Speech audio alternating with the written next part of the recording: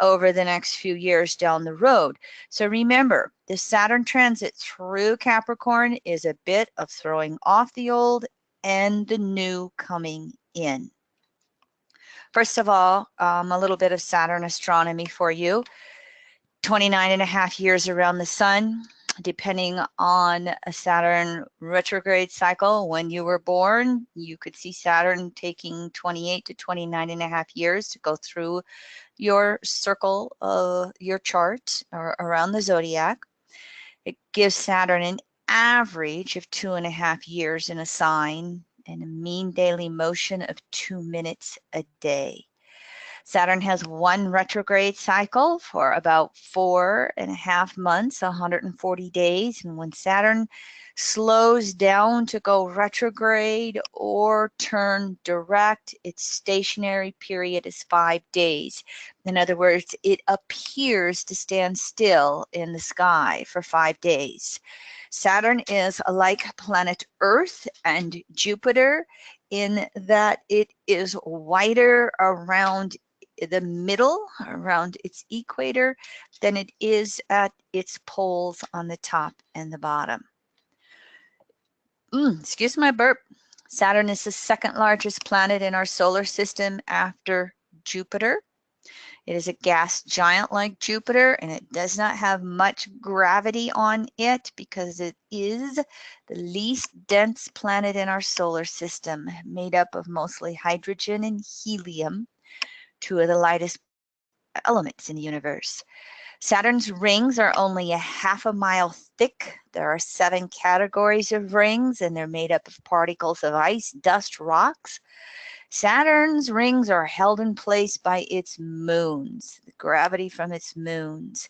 That gravity also causes the gaps between the rings. And Saturn has 53 official moons, 9 unofficial moons. Think about that for a moment. You know, with here on Earth, just looking at our one moon, and of course I hope you all saw that beautiful full moon this last weekend. Imagine if you had 60 moons moving around planet Earth. Holy Toledos. Boy, we'd really get into some Capricorn have and have nots, and, you know, building high rises on one moon and sending everybody else off to the other one. This is my favorite, one of the other ones. This is my favorite picture of Saturn. I think that this is a NASA photograph, and I think this is just a beautiful, beautiful picture, giving you some idea of what Saturn's rings are like. Mythology, I am nowhere near any expert in mythology. It's just never been one of my interests. But I do put up a few little details. Saturn was the Roman god of agriculture. That's why you see him with the scythe in the background of this picture that was used to cut the grain down. Saturn is the son of Uranus and the father of Jupiter. And Saturn overthrew his father, Uranus, to become king of the gods, and then he himself was overthrown by his son, Jupiter. To me, that's a lot of that Capricorn 10th house, you know, you rise up, you fall down. Saturn was known as Kronos by the Greeks, and regardless of how you spell the word Kronos, in Greek, it means time. Saturn was known as Father Time. And as we know with one of Saturn's archetypes, it is the archetype of space and time, or linear time.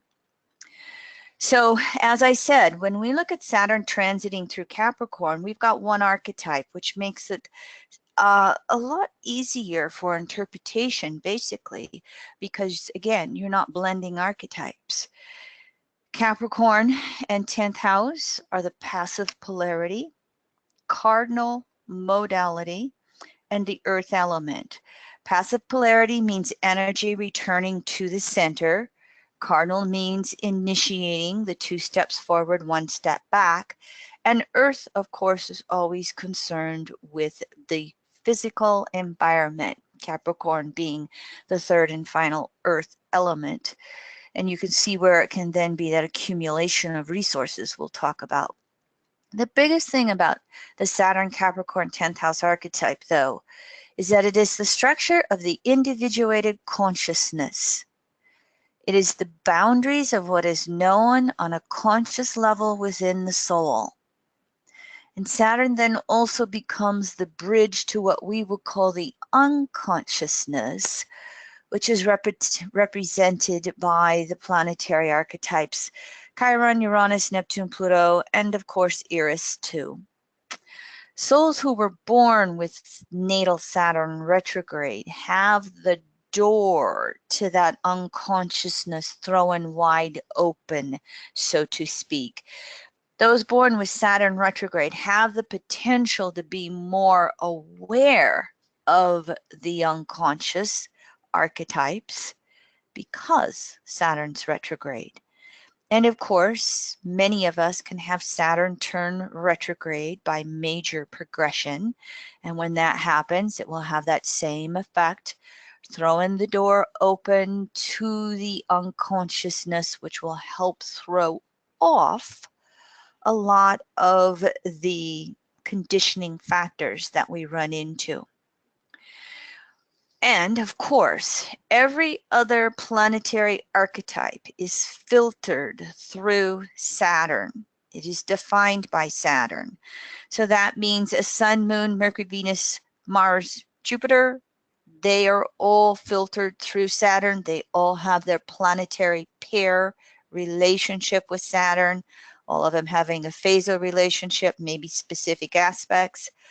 But the unconscious planets are also related to Saturn as well. And what has a tendency to happen here is that structure of consciousness via Saturn wants to suppress what's unconscious. It brings up insecurity. Saturn likes to have everything in order to feel safe and secure in its outer world, and those unconscious planets have a tendency to disrupt things. So Saturn will always try to push that unconsciousness back down below the surface. Again, not as easy to do if you have Saturn retrograde in your natal chart or by progression. So here is how we look at this structure of individuated consciousness. We look at natal Saturn, where it is in your chart by house sign aspects. We look at the rulers of the sign and the house and where those rulers are in the natal chart with their own location, house sign aspects. We look for any planets in the 10th house by sign and aspect. What is the ruler of the sign on the 10th house cusp? Where is the ruler of that sign with all of its aspects?